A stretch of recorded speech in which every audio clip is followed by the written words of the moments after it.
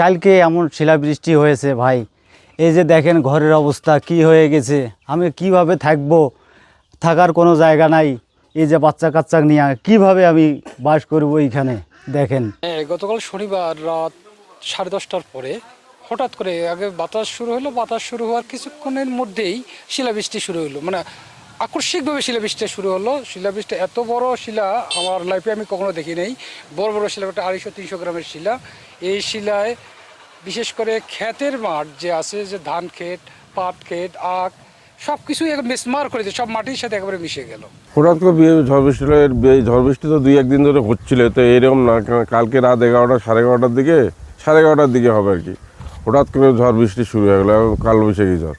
তো সে ঝড়ে এমনভাবে ঝড় আসলো যে জীবনে আমরা প্রথম দেখলাম যে এরকম এত বড় বড় পাথর পড়লো আর কি। আর প্রায় আধা ঘন্টা মতো পুরো আবার দেখি ধান ক্ষেত, সব কিছু, ভুট্টা ক্ষেত, সব কিছু একটা তছনছ হয়ে গেল, নিমিশেই শেষ হয়ে, মানুষের ঘর বাড়ি সব ভেঙে চুরমার হয়ে গেল। তো কলা বাগান শেষ হয়ে গেছে এবং আখ, পাট, ভুট্টা, ধান এবং বাড়িঘরও শেষ হয়ে গেছে।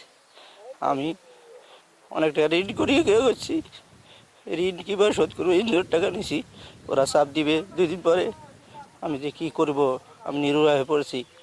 এবং এই জন্য আমি সকলের কাছে আবেদন, সরকারের কাছে আবেদন করি যে আমার সহায়তার জন্য সবাই যেন হাত বাড়িয়ে দেয়, আমাকে চলার ব্যবস্থা করে দেয়। এটাই আমার সকলের কাছে আবেদন, সরকারের কাছে আবেদন। আমার অনেক ক্ষতি হয়ে গেছে। আমার বাড়ির টিন একবারে ঝেঁঝরে হয়ে গেছে, এখানে উয়া বাতা পড়িয়ে আছে, থাকার কোনো ব্যবস্থা নেই।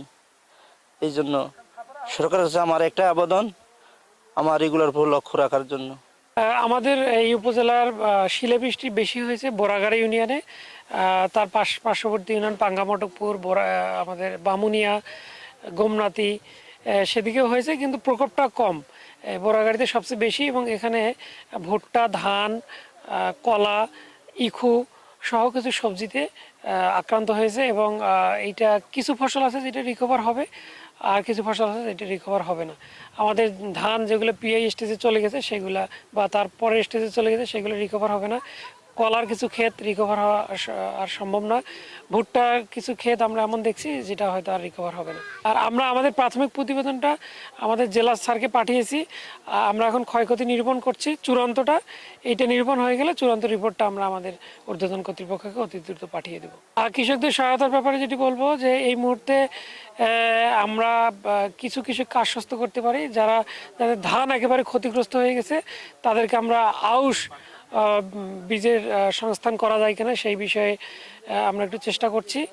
আর যে সকল উঁচু জমি আছে যেখানে হয়তো আউশ ধান করা সম্ভব না, সেখানে পাট ফসলের প্রণোদনা কতটুকু দেওয়া যায় সেই বিষয়ে আমরা আমাদের ঊর্ধ্বতন কর্তৃপক্ষের সাথে কথা বলে এটা কৃষককে সহায়তা দেওয়ার চেষ্টা করছি।